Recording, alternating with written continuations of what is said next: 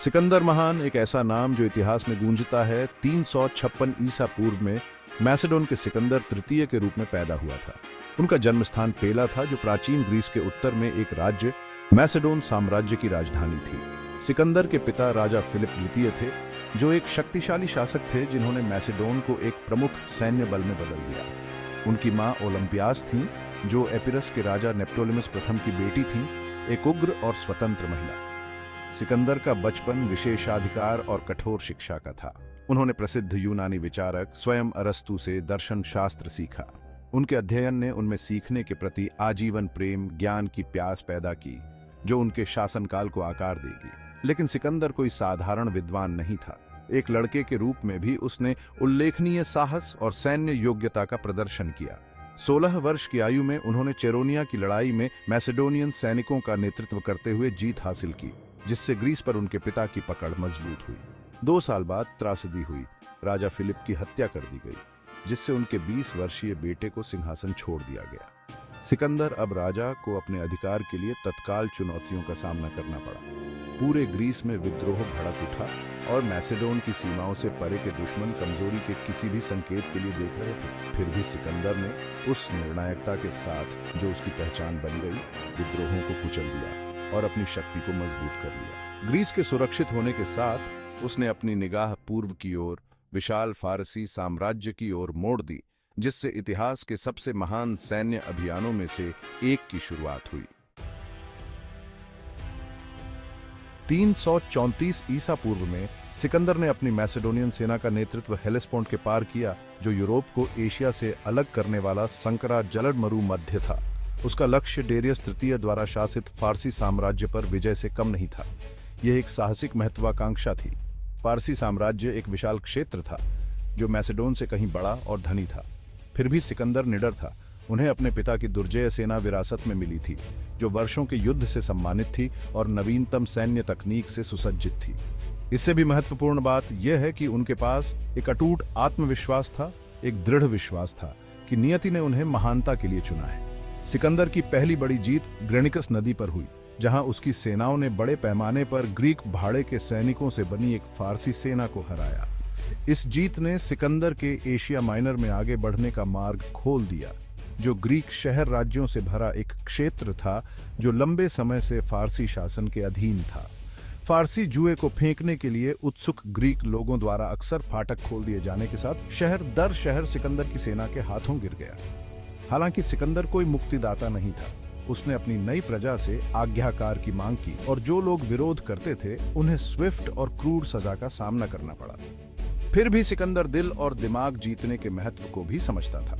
उसने विजित शहरों को अपने रीति रिवाजों और कानूनों को बनाए रखने की अनुमति दी, और वह अक्सर स्थानीय अभिजात वर्ग को सत्ता के पदों पर नियुक्त करता था। इस व्यावहारिक दृष्टिकोण ने उसके शासन को मजबूत करने में मदद की और उसकी लगातार बढ़ती सेना के लिए रंगरूटों की एक स्थिर आपूर्ति सुनिश्चित की। सिकंदर की अगली बड़ी चुनौती सीरिया में थी, जहां डेरियस तृतीय ने मैसेडोनियन अग्रिम को रोकने के लिए एक विशाल सेना इकट्ठा की थी। इसस की लड़ाई 333 ईसा पूर्व में दक्षिणी अनातोलिया में एक संकीर्ण मैदान पर लड़ी गई। सिकंदर के लिए एक निर्णायक जीत थी। डेरियस तृतीय कहीं अधिक बड़ी सेना की कमान संभालने के बावजूद युद्धाभ्यास और पराजित हो गया। फारसी राजा अपने परिवार और अपने शाही खजाने को पीछे छोड़कर युद्ध के मैदान से भाग गया। सिकंदर ने डेरियस के परिवार के साथ सम्मान का व्यवहार किया, लेकिन फारसी खजाने पर कब्जा करने से उसे अत्यधिक धन प्राप्त हुआ, जिससे उसकी महत्वाकांक्षा को और बढ़ावा मिला।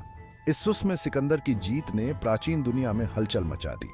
वह अब एशिया माइनर का निर्विवाद स्वामी था और एक अजेय विजेता के रूप में उसकी प्रतिष्ठा उससे पहले थी। डेरियस का पूर्व की ओर पीछा करने के बजाय सिकंदर ने पूर्वी भूमध्य सागर पर अपनी पकड़ मजबूत करते हुए दक्षिण की ओर रुख किया। उसने टायर के भारी किलेबंद शहर को घेर लिया और कब्जा कर लिया। सैन्य इंजीनियरिंग का एक ऐसा कारनामा जिसने उसकी कथा को और बढ़ा दिया।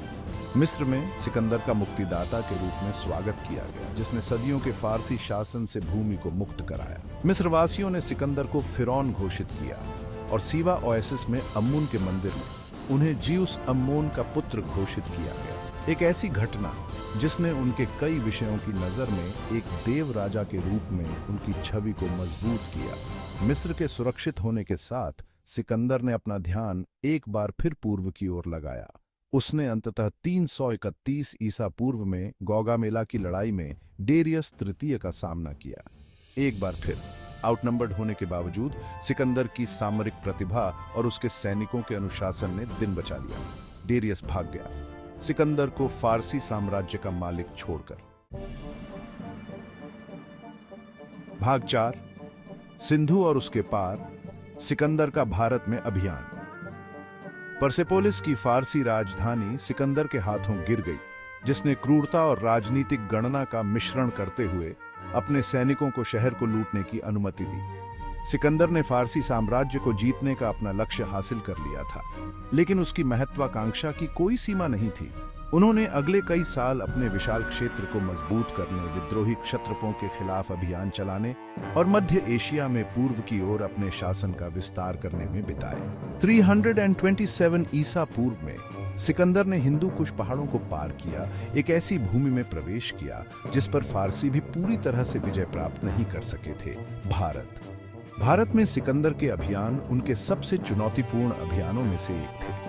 उन्हें दुर्जय राजा पोरस सहित स्थानीय शासकों के भयंकर प्रतिरोध का सामना करना पड़ा, जिनके युद्ध हाथी मैसेडोनियन घुड़सवार सेना के लिए एक दुर्जय चुनौती थी। 326 ईसा पूर्व में लड़ी गई हाइडस्पेस नदी की लड़ाई में सिकंदर ने पोरस पर एक कठिन जीत हासिल की, लेकिन भारी कीमत पर। लड़ाई, वर्षों के अभियान की थकावट और भारतीय जलवायु की अपरिचित गर्मी और आर्द्रता के साथ सिकंदर की सेना पर भारी पड़ी। जब सिकंदर ने अपनी सेना को भारत में और गहराई तक ले जाने का प्रस्ताव रखा, तो उसके सैनिक अंतहीन युद्ध से थके हुए विद्रोह कर दिए। अनिच्छा से सिकंदर वापस मुड़ने के लिए तैयार हो गया। स्थानीय जनजातियों के खिलाफ भयंकर लड़ाई और गेद्रोसियन रेगिस्तान की कठोर परिस्थितियों द्वारा चिह्नित सिकंदर की वापसी यात्रा कठिन थी। 324 ईसा पूर्व में फारस पहुंचने से पहले उसके हजारों सैनिक मारे गए। भारत में असफलताओं के बावजूद सिकंदर ग्रीस से सिंधु नदी तक फैले एक विशाल साम्राज्य के निर्विवाद स्वामी के रूप में फारस लौट आया। भाग 5, सिकंदर की विरासत एक विश्व संयुक्त और फटा हुआ। फारस में वापस सिकंदर को अपने विशाल क्षेत्र पर शासन करने के कठिन कार्य का सामना करना पड़ा। उसने फारसी रीति रिवाजों और पोशाक को अपनाया, जिससे उसके कुछ मैसेडोनियन साथियों को बहुत निराशा हुई, जिन्होंने इसे अपनी विरासत के साथ विश्वासघात के रूप में देखा। उसने मैसेडोनियन और फारसियों के बीच अंतरजातीय विवाह को प्रोत्साहित किया, इस उम्मीद में कि वह एक नया शासक वर्ग बना सके जो उसके प्रति वफादार हो।